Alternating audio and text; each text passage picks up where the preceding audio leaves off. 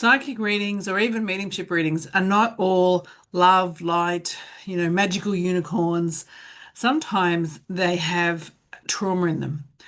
And as a reader, we have to be really aware, whilst maintaining the integrity of the reading and the authenticity of the connection and the truth of the message, we have to be really aware of us and the impact of that message on us.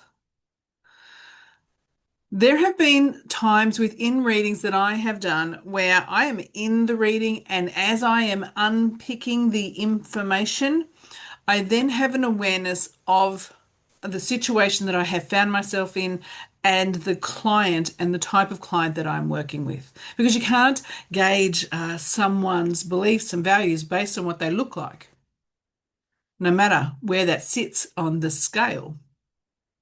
And so, had there been times where my safety is my priority because I am aware of who I am working with. Now, I don't judge, don't care, the background or anything like that, but I do care about my safety.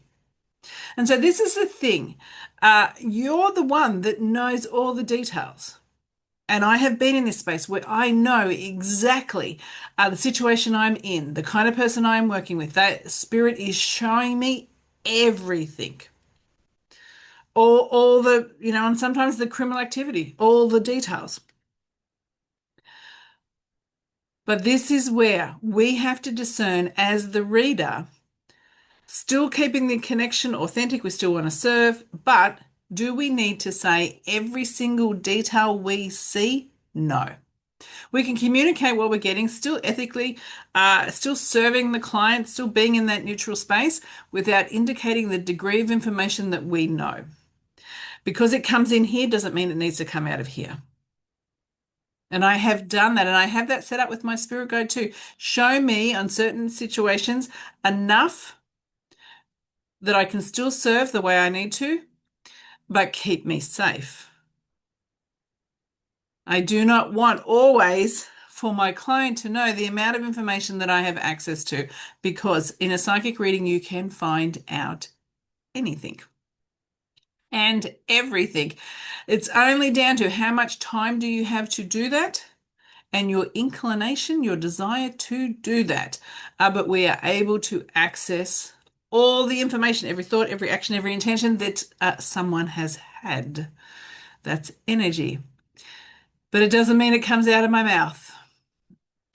So what I would say is, as a reader, we have to be aware of our safety. This even comes into when, not even when we're talking about big readings that are in that legal and crime space, or how someone has transitioned at the hands of someone else, so homicide or murder, not even those spaces, but also in the space of relationships.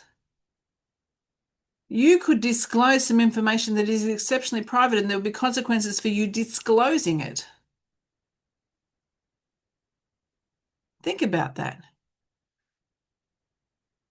There's consequences for what you do as a reader. And this is where our ego shows up as a reader.